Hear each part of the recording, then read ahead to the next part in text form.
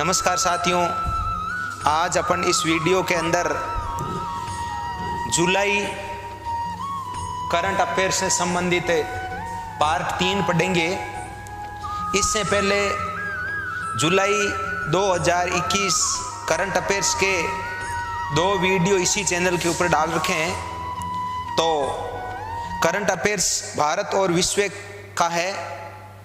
इस वीडियो को पूरा देखने के लिए मेरी आपसे छोटी सी रिक्वेस्ट है कि वीडियो को लाइक करें, शेयर करें और यदि चैनल को सब्सक्राइब नहीं कर रखा है तो सब्सक्राइब करें, ताकि वीडियो बनाने वाले को एक नया मोटिवेशन मिले। तो चलो हम आज की क्लास शुरू करते हैं। आज हमारा पहला क्वेश्चन है, अंतर्राष्ट्रीय बाघ मानक समिति ने भारत के कितने टाइगर रिजर्व को अंतर्राष्ट्रीय मानकों पर खरा बताया है? तो हमारा क्वेश्चन क्या है, अंतर्राष्ट्रीय बाघ मानक समिति ने भारत के कितने टाइगर रिजर्व को अंतर्राष्ट्रीय मानकों पर खरा बताया है? तो इसका देखो उत्तर हो जाएगा 14। अंतर्राष्ट्रीय मानक समिति ने भारत के 14 टाइगर रिजर्व को अंतर्राष्ट्रीय मानक समिति पर या जो अंतर्राष्ट्रीय मानक है उनके ऊपर खरा बताया है। हाँ, अब चलो अपन बात करते हैं। सबसे पहले ये एक शब्द आया टाइगर रिजर्व है। टाइगर रिजर्व है, ध्यान रखना, यानी टाइगर रिजर्व क्या होता है? यह है बाघों के संरक्षण के लिए सरकार का एक प्रयास है। तो टाइगर रिजर्व वर्तमान में भारत में कितने हैं? देखो 51 टाइगर रिजर्व वर्तमान में है और अभी 52वां टाइगर रिजर्व सरकार ने घोषित किया है। मैं अभी बताऊंगा कौन सा। 52वां टाइगर रिजर्व वर्तमान में रामगढ़ विषधारी टाइगर रिजर्व है। और ये टाइगर रिजर्व कहाँ पड़ता है? बूंदी राजस्थान के अंदर है। ये टाइगर रिजर्व सरकार का 52वां टाइगर रिजर्व है। तो कुल 14 टाइगर रिजर्व को अंतर्राष्ट्रीय मानकों पर खरा बताया है। और वर्तमान में भारत में कितने टाइगर रिजर्व है? 51 टाइगर रिजर्व है और 52वां टाइगर रिजर्व सरकार ने अभी घोषित किया है। हाँ, अब मैं यहाँ एक चीज क्लियर कर देता हूं कि ये टाइगर रिजर्व होगा ये नहीं होगा, ये चीज क्लियर कौन करता है? इसके लिए देखो, टाइगर रिजर्व घोषित करने का जो अधिकार है वो है एनटीसीए के पास। अभी बताएंगे आपको एनटीसीए क्या होता है। NTCA national tiger conservation authority है। ये एनटीसीए ये जारी करता है, ये घोषित करता है कि ये टाइगर रिजर्व भारत के अंदर है। तो वर्तमान में कितने टाइगर रिजर्व है? 52। और अंतर्राष्ट्रीय मानक समिति ने कितने टाइगर रिजर्व को खरा बताया है? 14 टाइगर रिजर्व को मानकों के ऊपर खरा बताया है। हाँ, चलो अब अपन इनसे संबंधित कुछ अन्य चीज पढ़ लेते हैं। टाइगर प्रोजेक्ट, ध्यान देना, मैं आपको बता देता हूं। भारत के अंदर टाइगर प्रोजेक्ट की शुरुआत हुई थी 1 अप्रैल सन 1973 को। टाइगर प्रोजेक्ट जो है, टाइगर प्रोजेक्ट की शुरुआत हुई थी भारत में 1 अप्रैल 1973 को। और टाइगर प्रोजेक्ट की शुरुआत किस अधिनियम के तहत हुई थी? यह हुई थी वन्य जीव अभयारण्य अधिनियम, वन्य जीव अधिनियम 1972। आपको पता है वन्य जीव संरक्षण अधिनियम, वन्य जीव संरक्षण अधिनियम भारत में कब आया था? 1972 के अंदर आया था। और इसी के तहत भारत के अंदर टाइगर रिजर्व घोषित किया गया था। तो ये दूसरा प्रश्न क्लियर हो गया। टाइगर रिजर्व की शुरुआत हुई थी 1 अप्रैल 1973, किस अधिनियम के तहत हुई? वन्य जीव संरक्षण अधिनियम 1972 के तहत। और ध्यान रखना, इस टाइम भारत की प्रधानमंत्री थी इंदिरा गांधी। इस टाइम भारत की प्रधानमंत्री इंदिरा गांधी थी। इन्होंने भारत के बाघों के संरक्षण के लिए टाइगर प्रोजेक्ट मिशन की शुरुआत की थी। हाँ, और एक क्वेश्चन ये आ गया कि वर्तमान में भारत में कुल कितने टाइगर रिजर्व है? तो वर्तमान में मैंने आपको बता दिया 51 टाइगर रिजर्व है और 52वां टाइगर रिजर्व अभी 52वां कहां घोषित किया है? 52वां बूंदी राजस्थान के अंदर किसने घोषित किया है? एनटीसीए ने घोषित किया है कि बूंदी राजस्थान का रामगढ़ विषधारी टाइगर रिजर्व है, 52वां टाइगर रिजर्व होगा। हाँ, और ये टाइगर रिजर्व किस मंत्रालय के अधीन आता है? तो ये आप क्लियर कर लो, ये आता है वन पर्यावरण मंत्रालय के अधीन, वन और पर्यावरण मंत्रालय के अधीन आता है। और बात आती है कि वर्तमान के अंदर भारत के वन और पर्यावरण मंत्री कौन है? वर्तमान के अंदर भारत में वन और पर्यावरण मंत्री कौन है? तो यह है भूपेंद्र यादव। वर्तमान में भारत के वन एवं पर्यावरण मंत्री कौन है? भूपेंद्र यादव। और एक चीज सुनना, जो वन और पर्यावरण के मंत्री होते हैं, वन और पर्यावरण मंत्रालय के जो मंत्री होते हैं, वो मंत्री ही ध्यान रखना जो एनटीसीए होता है, एनटीसीए के अध्यक्ष होते हैं। बहुत अच्छी चीज है कि एनटीसीए के अध्यक्ष, एनटीसीए मैं चलो यहां बता देता हूं, एनटीसीए की स्थापना हुई थी दिसंबर 2005 के अंदर, एनटीसीए की स्थापना हुई थी। और इस एनटीसीए का मेन काम क्या है? एनटीसीए को कोई भी राज्य सरकार होती है, वो राज्य सरकार ये अनुमोदन करती है, ये लिख के देती है कि इस हमारा जो टाइगर रिजर्व है, इसको राष्ट्रीय लेवल का टाइगर रिजर्व है, टाइगर प्रोजेक्ट के तहत घोषित किया जाए, और एनटीसीए उसको घोषित करता है। तो एनटीसीए की स्थापना कब हुई थी? दिसंबर 2005 के अंदर। और सबसे खास बात है कि एनटीसीए के अध्यक्ष कौन होते हैं? बहुत अच्छा प्रश्न है कि एनटीसीए के अध्यक्ष कौन होते हैं? जो हमारे केंद्रीय वन और पर्यावरण मंत्री होते हैं, वो इसके अध्यक्ष होते हैं, और जो राज्य मंत्री होते हैं वो इसके उपाध्यक्ष होते हैं। ये खास बात है, ध्यान रखना। तो वर्तमान में वन और पर्यावरण मंत्री के जो उपाध्यक्ष है वो है श्री अश्विनी कुमार। ये कौन है? श्री अश्विनी कुमार। तो अश्विनी कुमार वर्तमान में एनटीसीए के क्या है? उपाध्यक्ष हैं। और अध्यक्ष कौन है? वन एवं पर्यावरण मंत्री कौन है वर्तमान में? भूपेंद्र यादव। ये भूपेंद्र यादव एनटीसीए के अध्यक्ष है। तो देखो, टाइगर प्रोजेक्ट की शुरुआत 1 अप्रैल 1973 को हुई थी। 1972 का जो वन्य जीव संरक्षण अधिनियम, इस अधिनियम के तहत हुई थी। और वर्तमान में भारत में 51 टाइगर रिजर्व है और 52वां टाइगर रिजर्व घोषित कर दिया गया। तो आप 52 मान के चलिए। और ये किस मंत्रालय के अधीन आता है? वन एवं पर्यावरण मंत्रालय के अधीन आता है। और वन और पर्यावरण मंत्रालय के वर्तमान में मंत्री कौन है? भूपेंद्र यादव मंत्री है। और राज्य मंत्री कौन है? वो है श्रीमान अश्विनी कुमार। तो जो वन और पर्यावरण मंत्रालय के मंत्री होते हैं वो ही याद रखना एनटीसीए के क्या होते हैं? अध्यक्ष होते हैं। तो ये हमारा एक क्वेश्चन हुआ। अब अपन इससे संबंधित कुछ अन्य चीजें देखो, जैसे टाइगर प्रोजेक्ट के बारे में अपन कुछ विशेष बातें और पढ़ लेते हैं। जैसे अंतर्राष्ट्रीय बाघ दिवस, बहुत अच्छी चीज है। अंतर्राष्ट्रीय बाघ दिवस मनाया जाता है 29 जुलाई को, 29 जुलाई। ध्यान देना, यहां से मैं एक चीज बताता हूं कि ये 29 जुलाई को ही क्यों मनाया जाता है। अंतर्राष्ट्रीय बाघ दिवस 29 जुलाई को ही क्यों मनाया जाता है? देखो, 29 जुलाई सन 2010 को सेंट पिट्सबर्ग सम्मेलन हुआ था।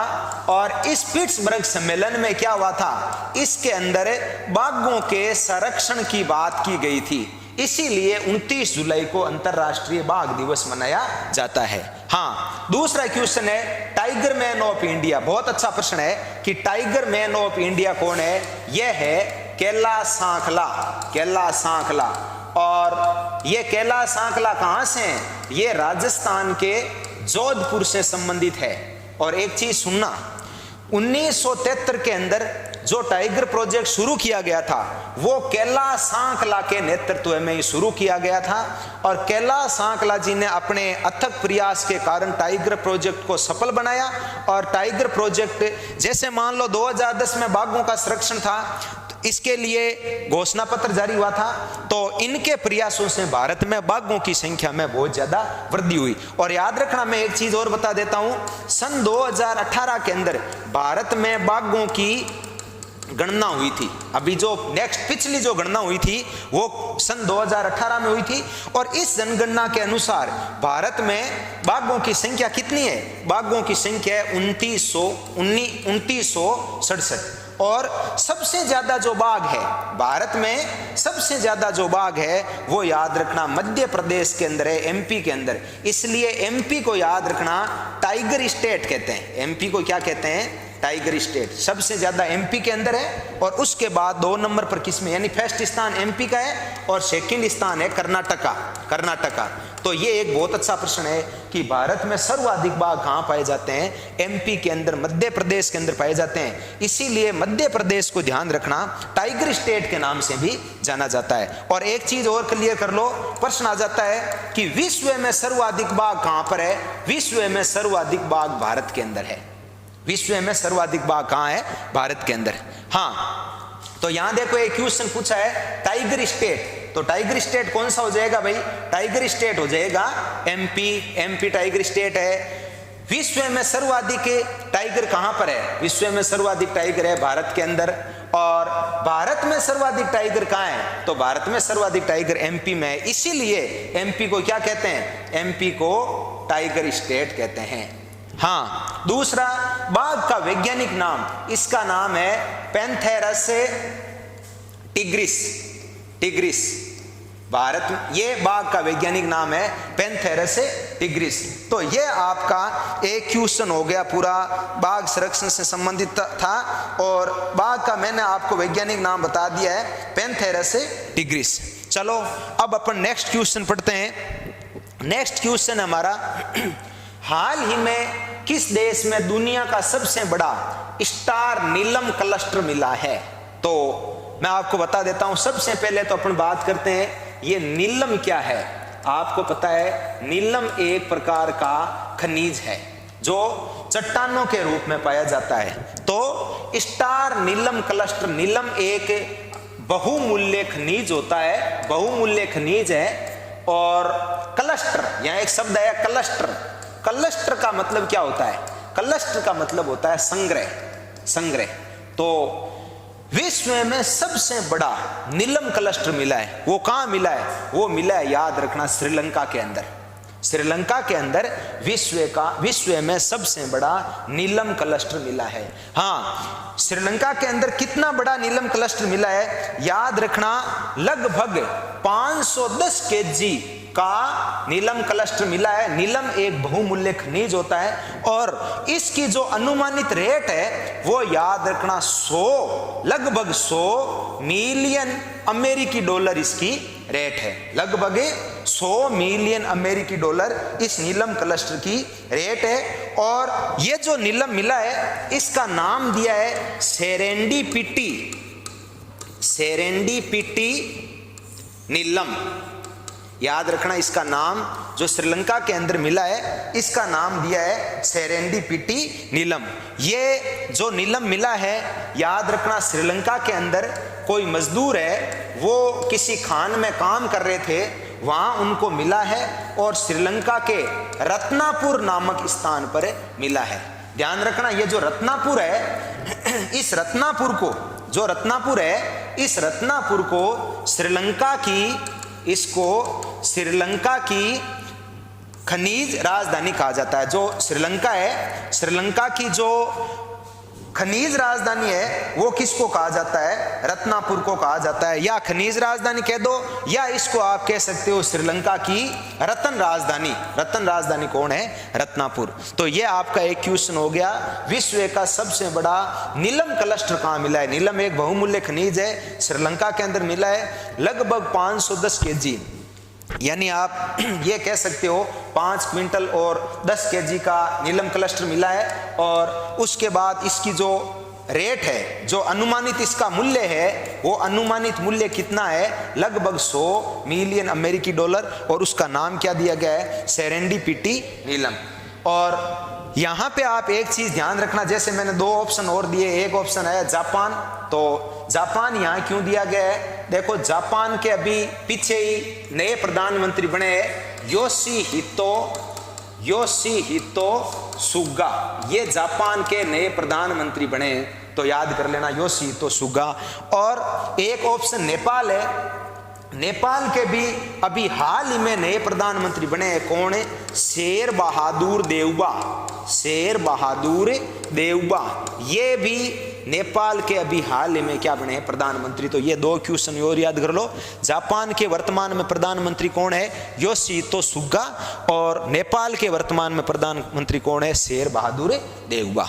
चलो अब अपन ये जो प्रश्न है, इस प्रश्न से संबंधित कुछ स्टैटिक जीके क्लियर कर लेते हैं। जैसे देखो अपना पहला ऑप्शन आया श्रीलंका, तो श्रीलंका आपको पता है भारत का पड़ोसी देश है। जैसे मान लो ये भारत का नक्शा है, तो ये आपको पता है कौन सा भाग है? ये प्रायद्वीपीय भारत है, और इस प्रायद्वीपीय भारत के इधर यहाँ नीचे क्या है? यहाँ नीचे श्रीलंका है। तो यहाँ जो श्रीलंका है, यहाँ पे आपको पता है भारत, यहाँ भारत का कौन सा स्टेट है? यहाँ भारत का स्टेट है तमिलनाडु, यहाँ तमिलनाडु है। तो यहाँ भारत और श्रीलंका के बीच में क्या पाया जाता है? राम सेतु पाया जाता है, जिसको अपन क्या बोलते हैं? आदम ब्रिज भी कहते हैं, जिसको अपन बोलते हैं आदम ब्रिज या राम सेतु। और ये जैसे आदम ब्रिज हो गया, और यहाँ पे भारत और श्रीलंका के बीच में यहाँ क्या पाई जाती है? यहाँ पाई जाती है पाक जल संधि, पाक स्ट्रेट। याद रखना पाक स्ट्रेट, ये एक प्रश्न भी आया इसमें कि पाक स्ट्रेट कहाँ पाई जाती है? ये भारत के तमिलनाडु और श्रीलंका का जो जाफना डिस्ट्रिक्ट है, इनके बीच में पाई जाती है पाक स्ट्रेट। तो ये तो हो गया राम सेतु, इधर हो गया पाक स्ट्रेट। और आप यहाँ ध्यान रखना, जैसे यहाँ पे क्या पाई जाती है भारत और श्रीलंका के बीच में? यहाँ पाई जाती है मन्नार की खाड़ी, यहाँ है मन्नार की खाड़ी। ये तीन चीजें आप ध्यान रखना।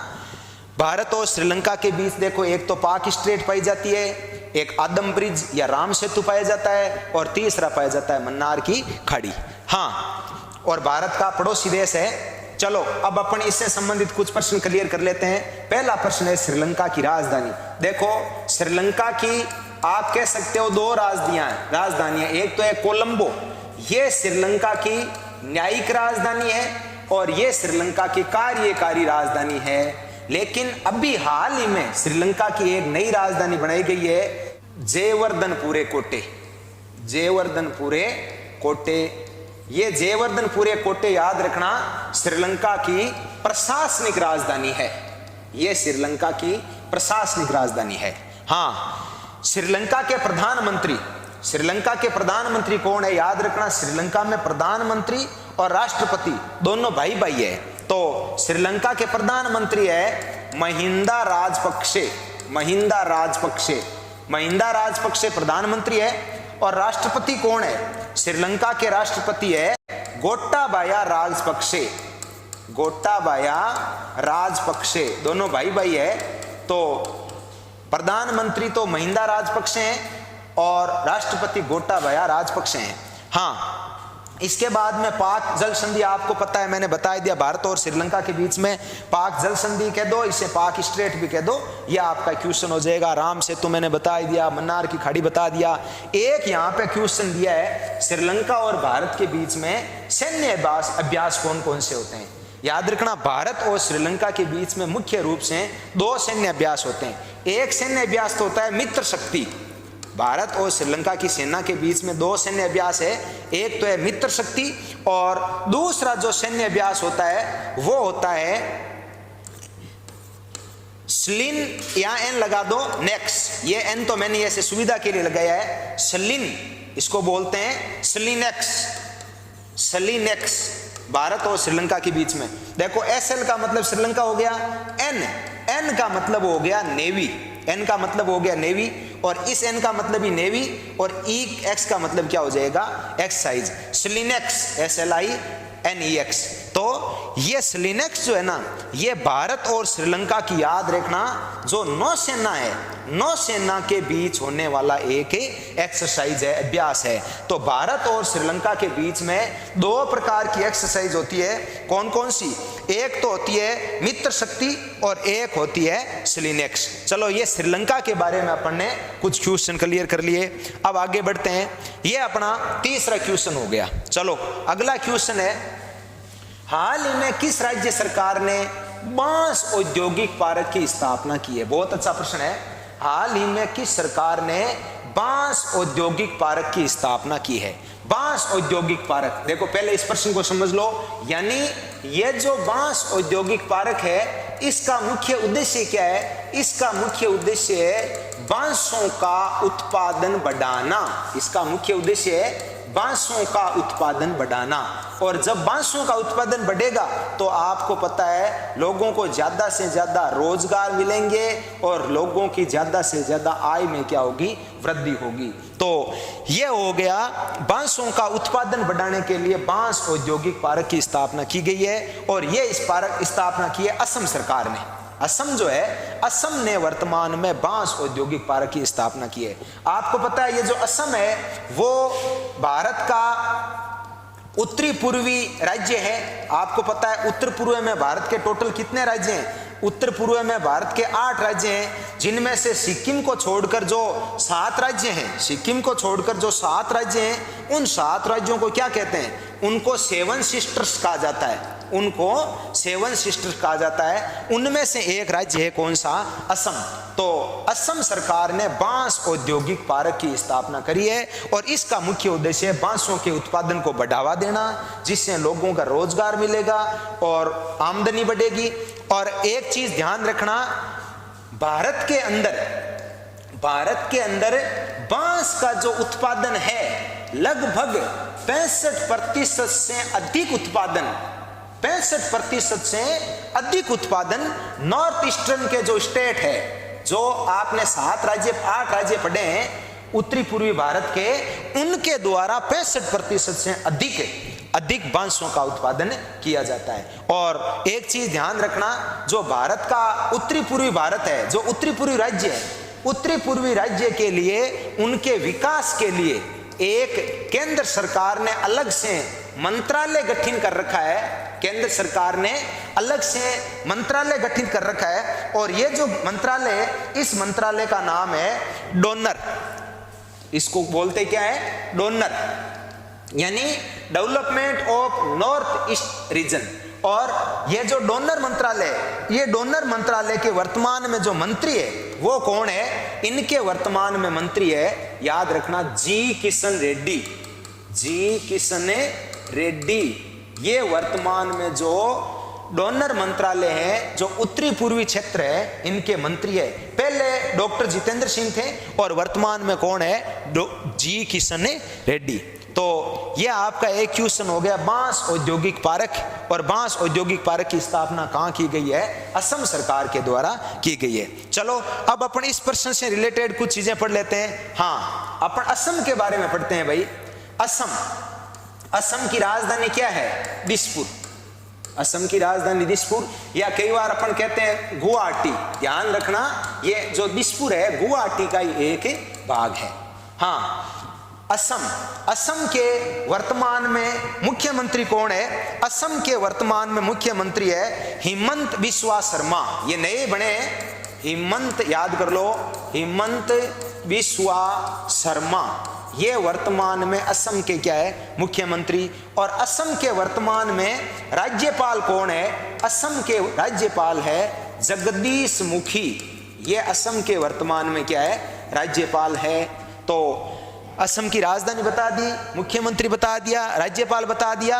और असम के लिए अपन संस्कृति की दृष्टि से देखें तो असम के अंदर ध्यान रखना, कामाख्या माता का मंदिर बड़ा ही प्रसिद्ध है। कामाख्या माता का मंदिर कहां पर है? असम के अंदर है। और जहां आपको पता है यहां देवी के लिंग की पूजा होती है, देवी की लिंग में योनि की पूजा की जाती है। यह भारत का एकमात्र ऐसा मंदिर है जहां देवी के योनि की पूजा की जाती है, कामाख्या माता का मंदिर। और असम के अंदर ही रिवर रोपवे बना था। ये कब?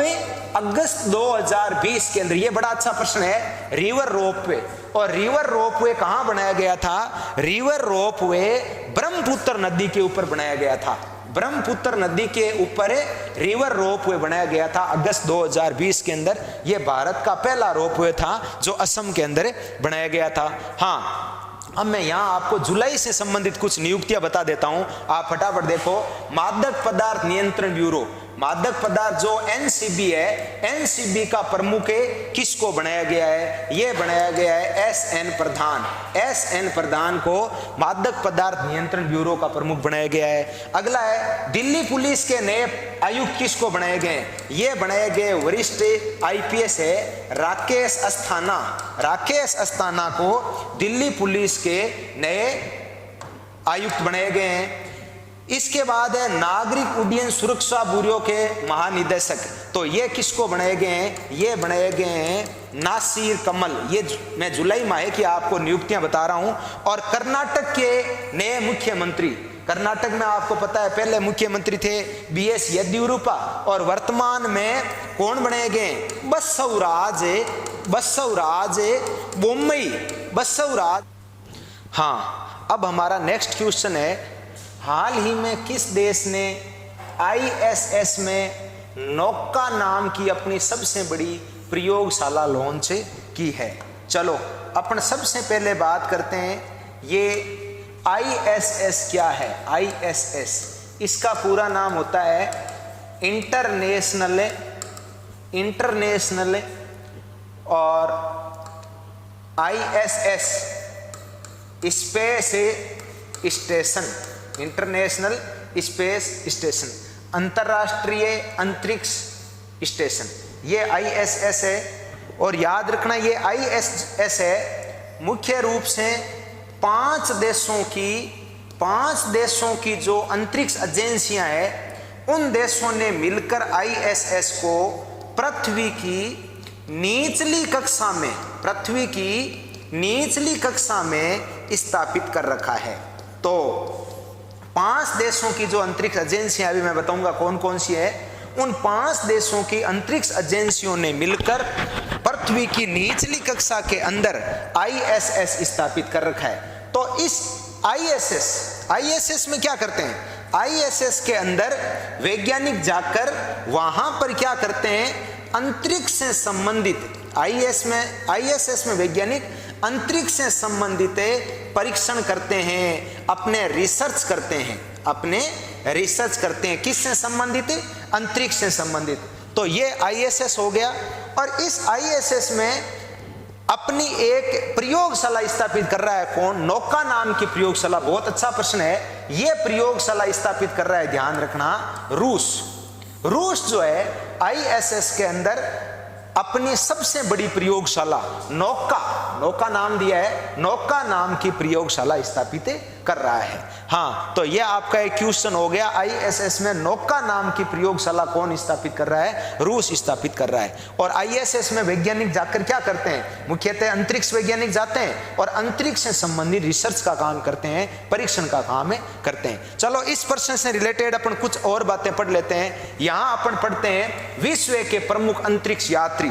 चलो आपको पता है विश्व के प्रथम अंतरिक्ष यात्री, यानी सबसे पहले जो अंतरिक्ष यात्री है विश्व के, वो कौन है? तो विश्व के प्रथम अंतरिक्ष यात्री आप सब जानते हो कौन है? Yuri Gagarin. और ये यूरी गागरिन कहां के थे? आज जिसका नाम रूस है, पहले उसका नाम क्या था? सोवियत संघ, या आप वर्तमान संदर्भ में कह सकते हो वर्तमान में क्या नाम है? रूस के थे यूरी गागरिन। इन्होंने सर्वप्रथम 12 अप्रैल 1961 को 12 अप्रैल 1961 को विश्व में सर्वप्रथम अंतरिक्ष की सैर करी थी। हाँ, तो विश्व के पहले अंतरिक्ष यात्री कौन हो गए? यूरी गागरिन ने। हाँ, नेक्स्ट क्वेश्चन है, विश्व की प्रथम महिला अंतरिक्ष यात्री, यानी विश्व की प्रथम महिला अंतरिक्ष यात्री कौन है? तो वो है वेलेंटिना तेरेस्कोवा। विश्व की प्रथम महिला कौन है?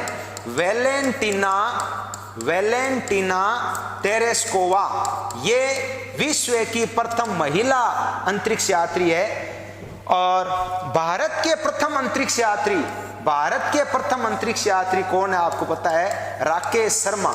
और ये राकेश शर्मा अप्रैल 1984 के अंदर सर्वप्रथम भारत की तरफ से अंतरिक्ष में गए थे। ये आपके विश्व के प्रथम अंतरिक्ष यात्री। हाँ, चंद्रमा पर जाने वाले प्रथम अंतरिक्ष यात्री ये कौन है? Neil Armstrong. और ये कहां के हैं? यूएसए यानी संयुक्त राज्य अमेरिका के हैं। तो विश्व के प्रथम अंतरिक्ष यात्री यूरी गागरिन हो गए, 12 अप्रैल 1961 को गए थे। भारत के प्रथम यात्री राकेश शर्मा हो गए, ये अप्रैल 1984 में गए थे। विश्व की प्रथम महिला होगी वेलेंटिना तेरेस्कोवा। और मैं यहां बता देता हूं, भारत की पहली महिला, देखो भारतीय मूल की पहली महिला थी, कौन है? कल्पना चावला, जो अमेरिका की तरफ से अंतरिक्ष में गई थी। और ये कल्पना चावला कहां की थी? ये ध्यान रखना, करनाल हरियाणा की थी, जो भारतीय मूल की प्रथम अंतरिक्ष महिला थी। तो ये अंतरिक्ष से रिलेटेड हमारे कुछ क्वेश्चन हो गए। हाँ, अब आगे देखिए, भारत की अपन यहां बात कर रहे हैं। देखो मैं आपको बता देता हूं कि आपको मैंने बताया था कि अभी जो ISS है, ISS से 5 देशों की जो अंतरिक्ष एजेंसियां हैं, उन एजेंसियों ने मिलकर ISS की स्थापना कर रखी है। तो वो 5 देशों की कौन कौन सी है? देखो, अमेरिका की अंतरिक्ष एजेंसी कौन सी है? नासा। इसके अलावा जापान है, जैसे जापान की अंतरिक्ष एजेंसी कौन सी है? जाक्सा। इसके अलावा रूस की कौन सी है? रूस की है रोसकोसमोस, ये नाम है। ये रूस की अंतरिक्ष एजेंसी 3 ये हो गई। इसके अलावा जो EU है, यूरोपीय यूनियन है, जो यूरोपीय देश है, इनकी है यूरोपियन स्पेस एजेंसी। इसके अलावा एक है कनाडा की कौन सी है? CSA का मतलब क्या हो जाएगा? CSA यानी कैनेडियन स्पेस एजेंसी।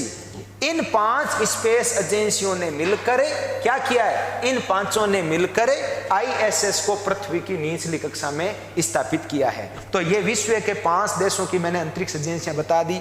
अमेरिका की नासा, जापान की जाक्सा, रूस की रोसकोसमोस, यूरोपीय देशों की यूरोपीय स्पेस एजेंसी, और कनाडा की होगी कैनेडियन स्पेस एजेंसी। इन 5 ने मिलकर ISS यानी इंटरनेशनल स्पेस स्टेशन की स्थापना करी है। तो अब अपन चलो यहां आगे तो बात कर लेते हैं कि भारत की स्पेस एजेंसी कौन सी है। आपको पता है भारत की स्पेस एजेंसी है इसरो, यानी इसरो का पूरा नाम क्या हो जाएगा? भारतीय अंतरिक्ष अनुसंधान संगठन। ये भारत की प्रमुख अंतरिक्ष एजेंसी है। और इस एजेंसी का मुख्य उद्देश्य क्या है? इसरो का मुख्य उद्देश्य है भारत में अंतरिक्ष से संबंधित कार्यों का विकास करना, अंतरिक्ष संबंधी कार्यों को बढ़ावा देना इसरो का मुख्य उद्देश्य है। हाँ, तो अपन देखो इसरो के बारे में पढ़ लेते हैं कि इसरो की स्थापना कब हुई थी। इसरो की स्थापना हुई थी 15 अगस्त 1969 को। इसरो की स्थापना हुई थी 15 अगस्त 1969 को। और इसरो का मुख्यालय कहाँ है? इसरो का मुख्यालय है, ध्यान रखना, बंगलुरु। और बंगलुरु कहाँ पड़ता है? कर्नाटक की राजधानी है बंगलुरु। अगला प्रश्न है इसरो के संस्थापक। बड़ा अच्छा प्रश्न है। इसके संस्थापक थे डॉक्टर विक्रम साराभाई। डॉक्टर विक्रम साराभाई जो है वो इसरो के क्या थे? संस्थापक थे। यानी अपन बात करते हैं कि इसरो के सबसे पहले जो प्रमुख थे, चेयरमैन थे, वो कौन थे? डॉक्टर विक्रम साराभाई। और इसरो के वर्तमान प्रमुख कौन है? वर्तमान प्रमुख है के सिवान। ये इसरो के वर्तमान प्रमुख है। हाँ, तो स्थापना होगी, मुख्यालय हो गया इसरो के संस्थापक हो गए डॉक्टर विक्रम साराभाई, और वर्तमान प्रमुख कौन है? के सिवान। फिर है देखो इसरो का प्रमुख प्रक्षेपण केंद्र, बहुत अच्छी चीज है। जिस प्रकार देखो डीआरडीओ है, डीआरडीओ अपने जितने भी परीक्षण करता है, डीआरडीओ ये मुख्यतः कहां से करता है? ओडिशा के चांदीपुर से करता है। ओडिशा के चांदीपुर में जो आईटीआर रेंज है उससे अपना इसरो सारे परीक्षण करता है। सेम डीआरडीओ परीक्षण करता है, सेम उसी प्रकार जो इसरो है, इसरो अपने परीक्षण कहां से करता है? सार हरिकोटा, श्री हरिकोटा, और ये हरिकोटा कहां पड़ता है? आंध्र प्रदेश के अंदर पड़ता है। इसरो अपने सारे के सारे जो कोई भी उपग्रह छोड़ता है तो वो कहां से छोड़ता है? सार कह दो, या इसी का नाम है सतीश धवन अंतरिक्ष केंद्र। सतीश धवन अंतरिक्ष केंद्र, और इस केंद्र की स्थापना हुई थी, ध्यान रखना, सन 1971 के अंदर। इसरो जो है सतीश धवन अंतरिक्ष केंद्र, तो इसकी स्थापना हुई 1971 ने, और इसरो अपने सारे परीक्षण जो है वो यहीं के करता है, सतीश धवन अंतरिक्ष केंद्र, सार, श्रीहरिकोटा, आंध्र प्रदेश के अंदर स्थित है। तो ये आपका एक क्वेश्चन हो गया। इससे रिलेटेड जितने भी अंतरिक्ष से संबंधित प्रथम यात्री थे, विश्व की प्रमुख एजेंसियां हैं, उसके बाद अपन ने भारत की जो प्रमुख एजेंसी है इसको भी अपन ने विस्तार से पढ़ा है। चलो अब हमारा नेक्स्ट क्वेश्चन है, हाँ, किस राज्य के मुख्यमंत्री ने ड्रिंक फ्रॉम टैप योजना, ड्रिंक फ्रॉम टैप योजना, देखो ड्रिंक का मतलब होता है, आपको पता है, पीना। ड्रिंक का मतलब होता है पीना, तो याद रखना ये पानी से संबंधित योजना है। और टैप का मतलब होता है नल।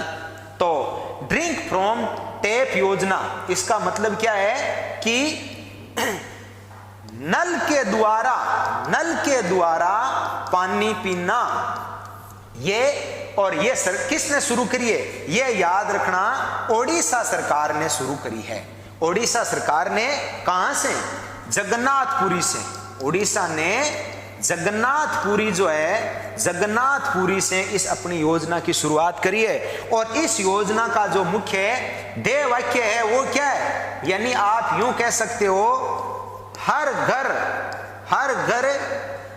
नल द्वारा जल, हर घर नल द्वारा जल, ये इस योजना का मुख्य लोगो कह सकते हो, या आप इसका मुख्य वाक्य कह सकते हो। यानी ओडिशा के जो मुख्यमंत्री है, ओडिशा के मुख्यमंत्री कौन है?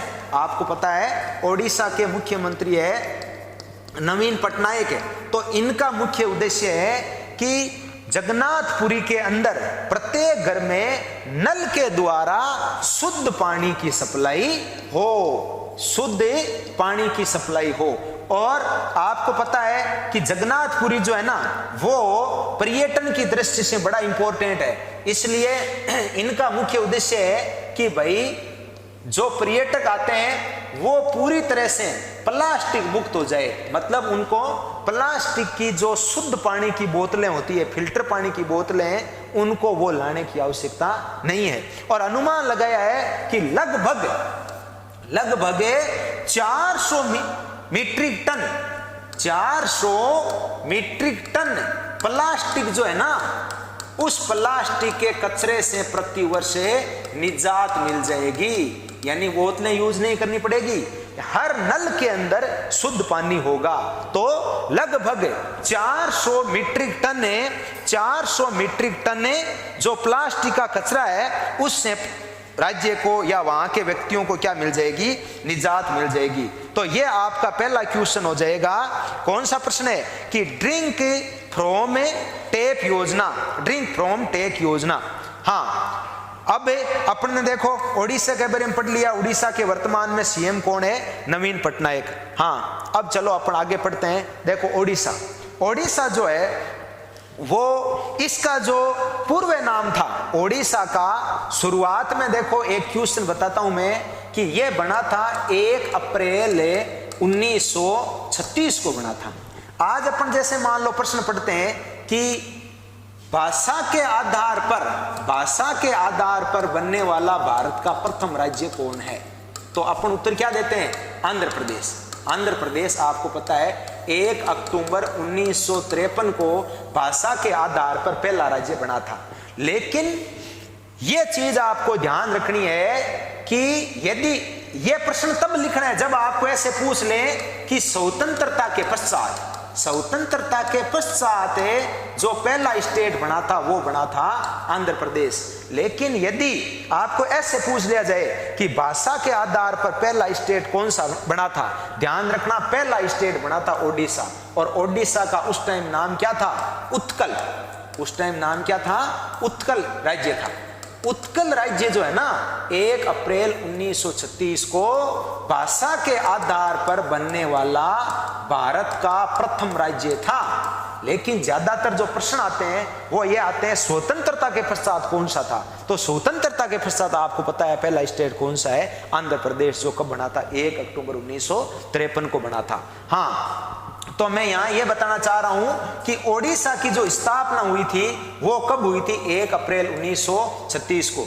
उस टाइम इसका नाम क्या था? उत्कल। और जब हमारा देश आजाद हुआ, आजाद होने के बाद में आपको पता है राज्यों का निर्माण हुआ था 26 जनवरी 1950 को। उस टाइम इसका नाम क्या पड़ गया? उड़ीसा। उड़ीसा। और एक चीज ध्यान रखना, आज भी 1 अप्रैल को आज भी उत्कल दिवस मनाया जाता है 1 अप्रैल को। क्यों? कि उत्कल स्टेट की स्थापना हुई थी 1 अप्रैल 1936 को। तो पहले नाम इसका उत्कल था, बाद में इसका नाम पड़ा उड़ीसा। और ध्यान रखना 2011 के अंदर इसका नाम क्या कर दिया गया? ओडिशा इसका नाम कर दिया गया। किससे? उड़ीसा से। तो ये आपका उड़ीसा के बारे में नॉर्मल क्वेश्चन हो गया। हाँ, स्थापना कब हुई मैंने बता दिया। ओडिशा या उत्कल दिवस कब मनाया जाता है? 1 अप्रैल को ओडिशा या उत्कल दिवस मनाया जाता है, क्योंकि 1 अप्रैल 1936 को उत्कल स्टेट की, उड़ीसा स्टेट की स्थापना हुई थी। उड़ीसा की आपको पता है राजधानी क्या है? उड़ीसा की राजधानी है भुवनेश्वर। ये उड़ीसा की राजधानी हो जाएगी। और खास बात सुनो, जैसे अभी मैंने आपको बताया था ये जैसे प्रायद्वीपीय भारत है, तो प्रायद्वीपीय भारत के अंदर ध्यान रखना यहां पर हो गया मान लो उड़ीसा, ये हो गया ओडिशा, उसके बाद में यहाँ एक स्टेट और हो गया, यहाँ स्टेट और हो गया, ये जैसे मान लो तमिलनाडु हो गया, तो तमिलनाडु, और ये हो गया आपका आंध्र प्रदेश। तमिलनाडु और आंध्र प्रदेश का जो तट है ना, उस तट को तो कहते हैं, याद रखना, कोरोमंडल तट। इसको तो क्या बोलते हैं? कोरोमंडल तट। और जो उड़ीसा का तट है इस तट को बोलते हैं उत्कल तट। उत्कल तट। तो और इसी प्रकार इस साइड में कौन सा तट आता है? एक तो आता है कोंकण तट, एक तो आता है कोंकण तट, और यहां पर कौन सा आता है? मालाबार तट है। तो इस साइड में आपको पता है अरब सागर है, इधर बंगाल की खाड़ी है, तो उत्कल तट। उड़ीसा इस साइड में बंगाल की खाड़ी है, इसमें उड़ीसा के पूर्व में क्या है? पूर्व में है बंगाल की खाड़ी। तो उड़ीसा का जो तट होता है इस तट को क्या कहते हैं? उत्कल तट कहते हैं। और आंध्र प्रदेश और ये जो तमिलनाडु है इसका जो तट होता है इस तट को क्या कहते हैं? कोरोमंडल तट। तो उत्कल तट क्या है? वो हो गया। हाँ, आगे जो आपने प्रश्न पढ़ा है कि उड़ीसा के मुख्यमंत्री कौन है, आपको मैंने बता दिया उड़ीसा के वर्तमान में मुख्यमंत्री कौन है? नवीन पटनायक उड़ीसा के वर्तमान में मुख्यमंत्री है। और नेक्स्ट क्वेश्चन है कि उड़ीसा के वर्तमान में राज्यपाल कौन है? उड़ीसा के वर्तमान में राज्यपाल कौन है? तो उड़ीसा के वर्तमान में राज्यपाल कौन हो जाएंगे? ये है आपके गणेशी लाल। गणेशी लाल उड़ीसा के वर्तमान में राज्यपाल हो जाएंगे। तो राज्यपाल कौन हो जाएंगे? गणेशी लाल।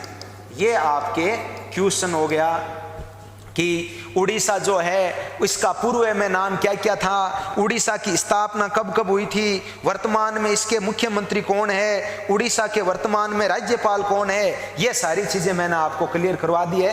तो अब अपन देखो, ये अपना पहला प्रश्न हो गया, ड्रिंक फ्रॉम टेप योजना और उड़ीसा के बारे में पढ़ लिया।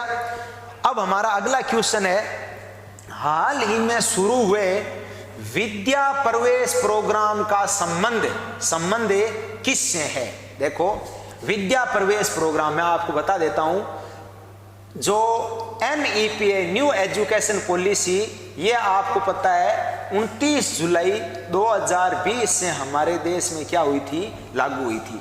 और जब न्यू एजुकेशन पॉलिसी का 1 वर्ष हुआ, यानी जब इसकी पहली वर्षगांठ थी, पहली वर्षगांठ के दिन जो हमारे देश के प्रधानमंत्री थे नरेंद्र मोदी, इन्होंने कई प्रकार की घोषणाएं की। इनमें से एक है विद्या प्रवेश प्रोग्राम। क्या है? विद्या प्रवेश प्रोग्राम। और विद्या प्रवेश प्रोग्राम क्या है? इसका मेन उद्देश्य है जो प्रथम कक्षा के जो बच्चे हैं, विद्या प्रवेश प्रोग्राम का उद्देश्य है जो प्रथम कक्षा के बच्चे हैं, उन प्रथम कक्षा के बच्चों को विद्यालय जाने हेतु पूरी तरह से तैयार करना। तो ये पहली कक्षा के बच्चों के लिए शुरू की गई योजना है। तो इसमें देखो ऑप्शन है प्राथमिक शिक्षा, उच्च प्राथमिक, माध्यमिक और उच्च माध्यमिक। तो ये हो जाएगा आपका प्राथमिक शिक्षा। विद्या प्रवेश प्रोग्राम यानी विद्या के लिए प्रवेश से संबंधित प्रोग्राम। तो प्रवेश आपको पता है कौन सी कक्षा में होता है, प्ले ग्रुप के अंदर होता है, पहली क्लास के अंदर होता है। तो ये पहली क्लास के बच्चों को विद्यालय जाने हेतु तैयार करने से संबंधित योजना है। कौन सी? विद्या प्रवेश प्रोग्राम। हाँ, जब यानी 29 जुलाई 2021 को जब यानी पहली वर्षगांठ मनाई जा रही थी, उस टाइम हमारे देश के प्रधानमंत्री ने कई घोषणाएं की। कौन कौन सी? जैसे एक तो मैंने आपको बता दिया कि एक घोषणा तो विद्या प्रवेश प्रोग्राम। इसके अलावा माध्यमिक जो शिक्षा है, इसमें जो साइन लैंग्वेज होती है, साइन लैंग्वेज, इसको एक अनिवार्य विषय बनाने के लिए भी घोषणा हुई थी। इसके अलावा आर्टिफिशियल इंटेलिजेंस एक वेबसाइट लॉन्च की गई थी, यानी कृत्रिम बुद्धिमत्ता। और कुछ मैं इधर लिख रहा हूं, एक घोषणा कॉलेज लेवल के बच्चों के लिए, कॉलेज शिक्षा के लिए क्या घोषणा हुई थी? ABC, यानी कॉलेज शिक्षा के लिए भी एकेडमिक घोषणा हुई थी। और जो इंजीनियरिंग कॉलेज हैं, इंजीनियरिंग कॉलेज है, उन 14 इंजीनियरिंग कॉलेजों में यानी क्षेत्रीय भाषा के आधार पर अध्ययन करने की भी घोषणाएं हुई थी। ये मुख्य कुछ घोषणाएं हुई थी। माध्यमिक के स्तर के लिए साइन लैंग्वेज को एक अनिवार्य विषय बनाने की घोषणा हुई। इसके अलावा एक आर्टिफिशियल इंटेलिजेंस वेबसाइट लॉन्च की गई थी। कॉलेज शिक्षा के लिए घोषणा हुई। इंजीनियरिंग छात्रों के लिए भारत की 14 इंजीनियरिंग कॉलेजों में यह अनुमति दी गई कि भाई 14 इंजीनियरिंग कॉलेज में क्षेत्रीय भाषा के आधार पर एजुकेशन दी जाएगी। तो यह आपका एक क्वेश्चन हो गया विद्या प्रवेश प्रोग्राम। हाँ, इससे संबंधित हम कुछ क्वेश्चन पढ़ लेते हैं कि भारत की शिक्षा नीतियां। चलो, आपको पता है यहाँ एजुकेशन से संबंधित प्रोग्राम है, शिक्षा नीति से संबंधित प्रश्न है। तो भारत की पहली शिक्षा नीति ये बनी थी, याद रखना, सन 1968 के अंदर। भारत की पहली शिक्षा नीति कब बनी थी? 1968। और उस टाइम प्रधानमंत्री कौन थी? इंदिरा गांधी। इंदिरा गांधी के समय में पहली शिक्षा नीति बनी थी। और दूसरी शिक्षा नीति कब बनी थी?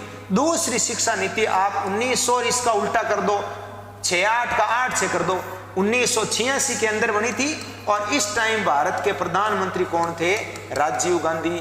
तो भारत की दूसरी शिक्षा नीति राजीव गांधी के समय बनी थी। और तीसरी शिक्षा नीति आपको पता है सन 2000, यानी आप यूं याद कर लो 29 जुलाई 2020 को। और इस टाइम प्रधानमंत्री कौन है? हमारे देश के प्रधानमंत्री नरेंद्र मोदी। तो इनके समय में ये योजना यानी नई शिक्षा नीति लागू हुई थी। तो ये 3 शिक्षा नीतियां हैं। पहली शिक्षा नीति 1968 के अंदर, दूसरी 1986 के अंदर, और तीसरी है 2020 के अंदर लागू हुई थी। और 29 जुलाई 2021 को इसका 1 वर्ष पूरा हुआ है। तो भारत में अब तक ध्यान रखना 3 शिक्षा नीतियां बन चुकी है। हाँ, तो अपन शिक्षा से संबंधित प्रश्न पढ़ रहे हैं। एक क्वेश्चन है, हमारे देश के प्रथम शिक्षा मंत्री कौन थे? प्रथम शिक्षा मंत्री थे डॉक्टर अब्दुल कलाम आजाद। अब्दुल कलाम आजाद ये भारत के प्रथम शिक्षा मंत्री थे। और वर्तमान हमारे देश के शिक्षा मंत्री कौन है, यह चीज आपको ध्यान रखनी पड़ेगी कि वर्तमान में हमारे देश के शिक्षा मंत्री कौन है। देखो इससे अभी पहले तो डॉक्टर रमेश पोखरियाल निशंक थे और वर्तमान में कौन है, डॉक्टर धर्मेंद्र प्रधान। डॉक्टर धर्मेंद्र प्रधान वर्तमान में अभी जुलाई के अंदर नरेंद्र मोदी की केंद्रीय मंत्रिमंडल में कुछ बदलाव आया था, उससे हमारे शिक्षा मंत्री का भी बदलाव किया गया। पहले थे रमेश पोखरियाल निशंक और अब वर्तमान में किनको बना दिया गया है, डॉक्टर धर्मेंद्र प्रधान। और अगला प्रश्न है कि शिक्षा किस सूची का विषय है। 3 सूचियां हैं तो याद रखना, शिक्षा किस सूची का विषय है, शिक्षा समवर्ती सूची का विषय है। तो ये आपका जो शिक्षा नीतियां थी उनसे संबंधित प्रश्न हो गया और 3 शिक्षा नीतियां हो गई। और वर्तमान में प्रधान शिक्षा मंत्री कौन है, डॉक्टर धर्मेंद्र प्रधान। कहना पहले ही बंद कर दी होगी तो जना कहीं करे थे। हाँ, अब हमारा नेक्स्ट क्वेश्चन है कि निम्न में से कौन सा शहर 100% कोविड-19 टीकाकरण वाला प्रथम शहर बना है। यानी हमारा पहला क्वेश्चन है कि कौन सा शहर 100% कोविड-19 टीकाकरण वाला प्रथम शहर बना है। देखो कोविड-19 टीकाकरण वाला पहला शहर बना है भुवनेश्वर, और आपको पता है भुवनेश्वर कहाँ है, ओडिशा के अंदर। तो अपन चलो इस प्रश्न के बारे में थोड़ा सा पढ़ लेते हैं कि कोविड-19 जो है, कोविड-19 के जो टीके हैं, जो वैक्सीन है, भारत के अंदर मुख्य रूप से ध्यान रखना, भारत खुद की 2 वैक्सीन है। कौन कौन सी, एक वैक्सीन तो है कोविशील्ड, एक तो है कोविशील्ड और एक है कोवैक्सीन। कोवैक्सीन ये भारत की 2 वैक्सीन है। भारत के अंदर मुख्यतः इन 2 वैक्सीन में से वैक्सीन लगती है। तो जैसे कोविशील्ड है तो ये कोविशील्ड कौन बना रहा है, कोविशील्ड बनाता है सीरम इंस्टीट्यूट। ये बना रहा है सीरम इंस्टीट्यूट, और ये सीरम इंस्टीट्यूट कहाँ पर स्थित है, पुणे महाराष्ट्र के अंदर स्थित है। और कोवैक्सीन ये बना रहा है, ध्यान रखना, भारत बायोटेक। और भारत बायोटेक जो है ये ध्यान रखना हैदराबाद के अंदर है, हैदराबाद के अंदर है। तो भारत के अंदर ये 2 वैक्सीन लग रही है वर्तमान में। और 100% वैक्सीन वाला जो पहला शहर बना है भारत का, वो कौन बना है, भुवनेश्वर। हाँ, अब देखो इसी प्रश्न के अंदर 2-3 ऑप्शन और दे रखे हैं। एक दे रखा है पटना, बहुत अच्छे प्रश्न है, तीनों ही ध्यान रखना। पटना के अंदर ध्यान रखना एशिया का, पटना के अंदर एशिया का प्रथम डॉल्फिन अनुसंधान केंद्र बनाया गया अभी हाल ही में। पटना के अंदर जो एशिया का पहला, तो एशिया का पहला है तो भारत का तो होना ही है, डॉल्फिन अनुसंधान केंद्र बनाया गया है। एक ऑप्शन है धोलावीरा। धोलावीरा आपको पता है गुजरात के अंदर है, और धोलावीरा सिंधु घाटी सभ्यता का स्थल है, सिंधु घाटी सभ्यता का स्थल है। और अभी अपन वर्तमान में इसको क्यों पढ़ते हैं, ध्यान रखना, यूनेस्को ने धोलावीरा को भारत का 40वां विश्व विरासत स्थल घोषित किया अभी हाल ही में जुलाई लास्ट के अंदर। तो धोलावीरा भी इंपॉर्टेंट हो गया। और याद रखना अभी यूनेस्को ने 39वां स्थल कौन सा घोषित किया था, 39वां स्थल घोषित किया था रामप्पा मंदिर। और ये रामप्पा मंदिर कहां पड़ता है, ये तेलंगाना के अंदर पड़ता है। हाँ, एक ऑप्शन आया है मथुरा। मथुरा क्या है, मथुरा में ध्यान रखना अभी हाल ही में इंडियन ऑयल कॉरपोरेशन ने ग्रीन हाइड्रोजन प्लांट लगाया है, ग्रीन हाइड्रोजन प्लांट लगाया है कहां पर, मथुरा के अंदर। तो देखो ये जो एक प्रश्न था इससे रिलेटेड हमने और भी कई बहुत सारी चीजें पढ़ी है। तो 100% वैक्सीन वाला प्रथम शहर बना है भुवनेश्वर। और याद रखना सबसे पहले 100% वैक्सीन वाला जो गांव बना है वो बना है वेयान गांव। और ये वेयान गांव कहां है, जम्मू कश्मीर के अंदर है। ये चीज आप और याद कर लेना। हाँ, अब देखो इस प्रश्न से रिलेटेड अपन जैसे भुवनेश्वर है तो यहाँ भुवनेश्वर से रिलेटेड 1-2 चीज पढ़ते हैं। भुवनेश्वर को याद रखना पूर्व का काशी कहते हैं। पूर्व का काशी किस शहर को कहा जाता है, भुवनेश्वर को कहा जाता है। और भुवनेश्वर भारत की प्रथम स्मार्ट सिटी है। आपको पता है भारत सरकार ने 25 जून 2015 को स्मार्ट सिटी मिशन या स्मार्ट सिटी योजना शुरू की थी। उस योजना के तहत भारत के 100 प्रमुख स्मार्ट सिटी का चयन करना था। उन स्मार्ट सिटी के अंदर जो पहली स्मार्ट सिटी है वो कौन सी बनी थी? भुवनेश्वर। और दूसरी कौन सी बनी थी? दूसरी बनी थी पुणे। और याद रखना तीसरी बनी थी जयपुर। और जो 100वीं स्मार्ट सिटी है, 100 स्मार्ट सिटी का प्लान था, 100वीं स्मार्ट सिटी बनाई गई थी शिलोंग को। तो ये स्मार्ट सिटी मिशन है। भुवनेश्वर पहला स्मार्ट सिटी शहर था। हाँ, और सबसे इंपॉर्टेंट चीज है, देखो भुवनेश्वर के अंदर एक बड़ा प्रसिद्ध पर्यटन स्थल है लिंगराज मंदिर। लिंगराज मंदिर, ये लिंगराज मंदिर भारत का एक ऐसा मंदिर है जहां भगवान विष्णु और भगवान शिव इन दोनों की एक साथ पूजा होती है लिंगराज मंदिर के अंदर। और लिंगराज मंदिर का निर्माण ध्यान रखना 11वीं शताब्दी के अंदर हुआ था। और राजा जाजती केसरी ने, राजा जाजती केसरी ने इसका निर्माण करवाया था। लगभग 1025 से 1040 के बीच में लिंगराज मंदिर का निर्माण कराया गया था। भारत का एकमात्र ऐसा मंदिर है जहां भगवान विष्णु और शिव की एक साथ पूजा होती है। तो ये देखो अपना क्वेश्चन में आंसर था भुवनेश्वर। हमने भुवनेश्वर से रिलेटेड जो महत्वपूर्ण बातें थी वो पढ़ ली है। अब देखो अपन यहां पर आ गए तो उड़ीसा के बारे में अपन थोड़ा सा और पढ़ लेते हैं। उड़ीसा के अंदर कोणार्क मंदिर, कोणार्क मंदिर है, जगन्नाथ मंदिर। जगन्नाथ मंदिर आपको पता है कहां है? पूरी उड़ीसा के अंदर। और अभी मैंने आपको पीछे एक क्वेश्चन बताया था, पूरी के अंदर ही क्या है? पूरी के अंदर ही drink for tap water, drink for tap water. Odisha के जो मुख्यमंत्री है नवीन पटनायक, इन्होंने ये योजना शुरू की है। यानी जगन्नाथपुरी के अंदर जो भी पर्यटक आएगा उसको पानी की, प्लास्टिक की बोतल लेने की आवश्यकता नहीं है, वो शुद्ध जल नल के द्वारा भी पी सकता है। लिंगराज मंदिर अभी मैंने आपको बता ही दिया, भुवनेश्वर के अंदर है लिंगराज मंदिर। और ये सबसे इंपॉर्टेंट है चिल्का झील। चिल्का झील आपको पता है उड़ीसा के अंदर है, चिल्का झील उड़ीसा के अंदर है। और चिल्का झील ध्यान रखना एशिया की सबसे बड़ी खारे पानी की लेगुन झील है। एशिया की है तो भारत की तो होनी है, एशिया की तो सबसे बड़ी है। प्लस विश्व की दृष्टि से देखा जाए तो ये विश्व की दूसरी सबसे बड़ी खारे पानी की लेगुन झील है। कौन सी? चिल्का झील। हाँ देखो 3 मंदिर है, कोणार्क मंदिर, जगन्नाथ मंदिर और लिंगराज मंदिर। तो इसके लिए आप एक छोटा सा तरीका याद करना, कज्जली।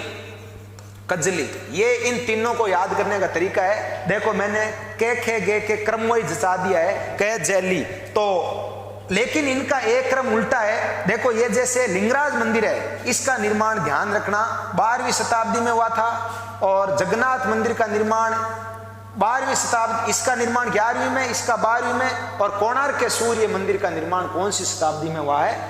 13वीं शताब्दी के अंदर हुआ है। और कोणार्क का जो सूर्य मंदिर है वो आपको, ये दोनों ही मंदिर जो है ना, ये भी गंगवंश के शासक ने बनाया है। जो कोणार्क का सूर्य मंदिर और जगन्नाथ मंदिर, ये दोनों ही मंदिर ध्यान रखना गंगवंश के शासकों ने बनाया है। और कोणार्क का सूर्य मंदिर गंगवंश का शासक था नरसिंह देव प्रथम, इसने बनाया था। और जगन्नाथ मंदिर का निर्माण अनंत वर्मन ने बनाया था। और लिंगराज मंदिर का भी मैंने आपको बताया है, राजा जाजती केसरी ने इसका निर्माण किया था। तो ये आपका देखो पहला क्वेश्चन हो गया। चलो अब अपन नेक्स्ट क्वेश्चन पढ़ते हैं।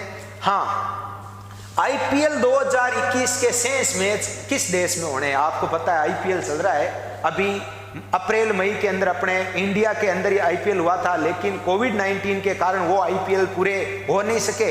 इसलिए इसके जो शेष 30-31 मैच बचे हुए हैं वो कहाँ होने हैं? वो होने हैं संयुक्त अरब अमीरात के अंदर। संयुक्त अरब अमीरात, यूएई के अंदर इसके शेष मैच होने हैं। हाँ, अपन देखो यहाँ थोड़ा सा आईपीएल की बात कर लेते हैं। आईपीएल का पूरा नाम क्या है? इसका पूरा नाम है Indian Premier League. Indian Premier League. ये आईपीएल का पूरा नाम है। और ध्यान रखना वर्तमान में आईपीएल का कौन सा सीजन चल रहा है, वर्तमान में आईपीएल का 14वां सीजन चल रहा है। आधे मैच इसके इंडिया के अंदर हुए थे और शेष बचे हुए जो आधे मैच है वो सितंबर और अक्टूबर, यहाँ सितंबर अक्टूबर में कहाँ होने हैं, संयुक्त अरब अमीरात के अंदर होने हैं। तो शेष बचे हुए मैच कहाँ हो जाएंगे, संयुक्त अरब अमीरात के अंदर। अब चलो अपन आईपीएल से रिलेटेड कुछ महत्वपूर्ण चीजें पढ़ लेते हैं। आईपीएल का पूरा नाम मैंने बता दिया, इंडियन प्रीमियर लीग। और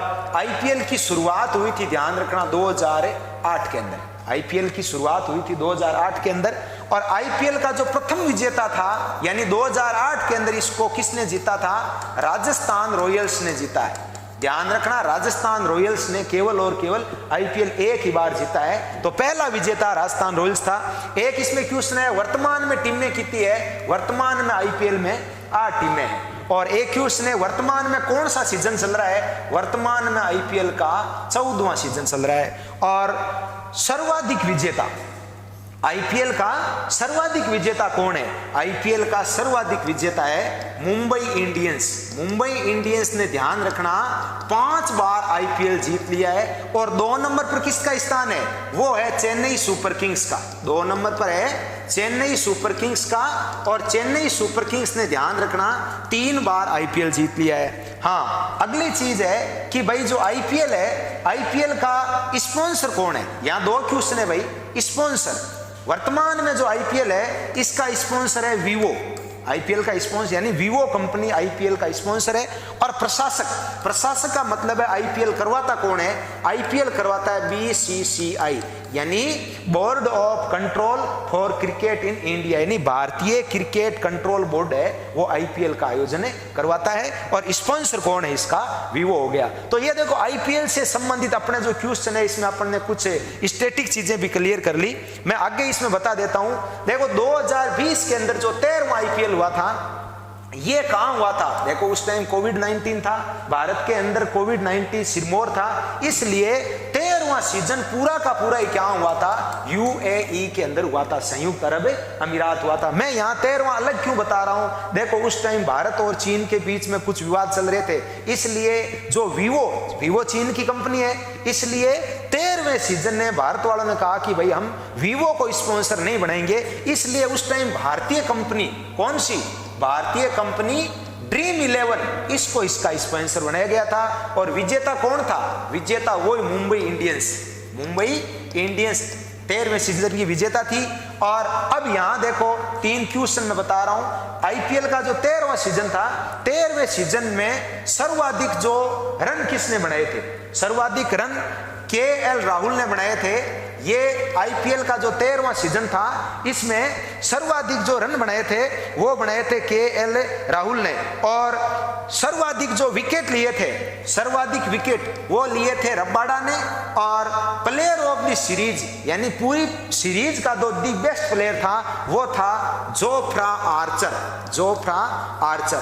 तो ये साथियों देखो आईपीएल से रिलेटेड हमने बहुत सारी चीजें पढ़ ली है, शुरुआत पढ़ ली है। और आईपीएल का प्रशासक, ध्यान रखना, आईपीएल करवाता कौन है, बीसीसीआई। ये चीजें मैं आपको इसलिए बता रहा हूं ताकि करंट अफेयर्स के साथ साथ आपको स्टैटिक्स जो है ना वो क्लियर हो जाए, ताकि आपको उनसे अलग से पढ़ने की आवश्यकता नहीं हो। मैं एक छोटी सी चीज और बता देता हूं। देखो बीसीसीआई आपको पता है भारतीय क्रिकेट कंट्रोल बोर्ड है, आईपीएल का आयोजन करवाती है। थोड़ा सा अपन इसके बारे में देख लेते हैं। बीसीसीआई की स्थापना कब हुई थी, ध्यान रखना, बीसीसीआई की स्थापना हुई थी 1928 के अंदर। और इसका मुख्यालय कहां है, बीसीसीआई का मुख्यालय वानखेड़ा स्टेडियम जो मुंबई के अंदर है। और वर्तमान में बीसीसीआई के अध्यक्ष कौन है, अध्यक्ष आप सारे जानते हो, सौरभ गांगुली है। सौरभ गांगुली बीसीसीआई के अध्यक्ष है। और उपाध्यक्ष कौन है, उपाध्यक्ष है इसके राजीव शुक्ला इसके उपाध्यक्ष है। और वर्तमान में इसके सचिव कौन है, जय शाह। इनको तो आप सारे जानते हो, अमित शाह जी के लड़के हैं जय शाह, ये वर्तमान में बीसीसीआई के सचिव है। और वर्तमान में भारतीय टीम के कोच कौन है, कोच है, ध्यान रखना, रवि शास्त्री कोच है। और सबसे इंपॉर्टेंट चीज है भाई कि जो महिला टीम है, महिला टीम के कोच कौन है? बड़ा इंपॉर्टेंट प्रश्न है, याद कर लो। रमेश पंवार। रमेश पंवार जो है ये भारतीय महिला टीम के क्या है? कोच है। और अध्यक्ष हो गया, उपाध्यक्ष हो गया।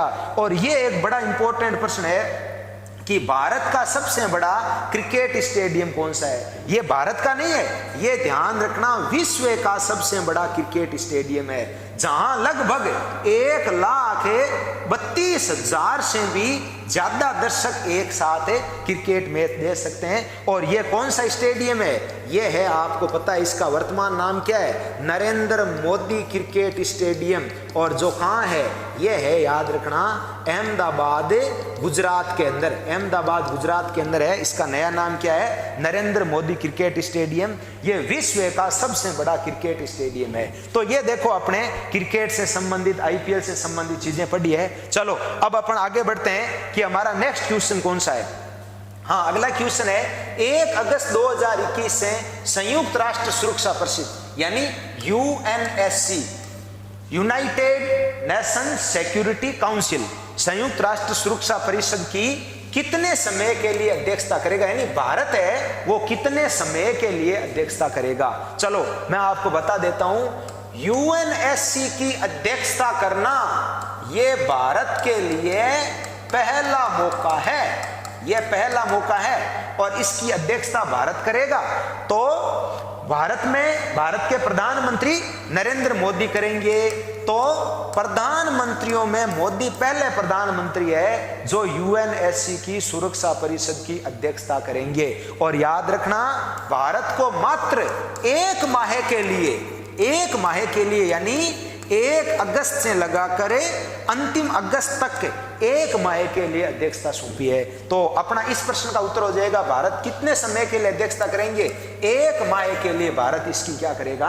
अध्यक्षता करेगा। हाँ, तो अब अपन चलो इस प्रश्न में आगे पर देखते हैं कि संयुक्त राष्ट्र सुरक्षा परिषद, आपको पता है यूएनएससी क्या है? ये यूएनओ का ही एक अंग है। और यूएनओ के ध्यान है 6 अंग है, उन 6 अंगों में से एक अंग कौन सा है? संयुक्त राष्ट्र सुरक्षा परिषद। तो प्रश्न है, यूएनएससी की स्थापना कब हुई थी? ध्यान रखना, ये तो सबको पता है। यूएनओ की स्थापना कब हुई थी? यूएनओ की स्थापना हुई थी 24 अक्टूबर 1945 को। और प्रश्न आ जाए ना, संयुक्त राष्ट्र सुरक्षा परिषद की स्थापना कब हुई? तो 24 अक्टूबर 1945 को इसकी स्थापना हुई थी। हाँ, अब अपन आगे बात करते हैं कि इसका मुख्यालय कहाँ है? यूएनओ का मुख्यालय कहाँ है? न्यूयॉर्क के अंदर। तो न्यूयॉर्क अमेरिका के यानी United state of America. UNO का मुख्यालय भी न्यूयॉर्क के अंदर है और इसका मुख्यालय भी कहाँ है? न्यूयॉर्क के अंदर। ध्यान रखना, यूएनओ के 6 अंग है। 6 अंग में से जो यूएनओ के 5 अंग है, 5 अंगों का मुख्यालय कहाँ है? न्यूयॉर्क के अंदर है। और जो एक मुख्यालय ऐसे है, कौन सा? ये खास है भाई, अंतरराष्ट्रीय न्यायालय। अंतरराष्ट्रीय न्यायालय का मुख्यालय कहाँ है? हॉलैंड के हेग नगर के अंदर इसका मुख्यालय है। ये अलग है सबसे। हाँ, तो अब अपना अगला क्वेश्चन है कि वर्तमान में इसके अध्यक्ष कौन है? देखो, यूएनओ की स्थापना 1945 में हुई थी। वर्तमान में ध्यान रखना, इसके 75वें अध्यक्ष हैं। और वो कौन है? वो है वोल्कानो बोजकिर। वोल्कानो बोजकिर वर्तमान में यूएनएससी के क्या है? अध्यक्ष है। और अगला जो इनका कार्यकाल, ध्यान रखना, सितंबर 2021 तक है। और अक्टूबर से नए यूएनएससी के अध्यक्ष आ जाएंगे। और यूएनएससी के जो 76वें अध्यक्ष होंगे,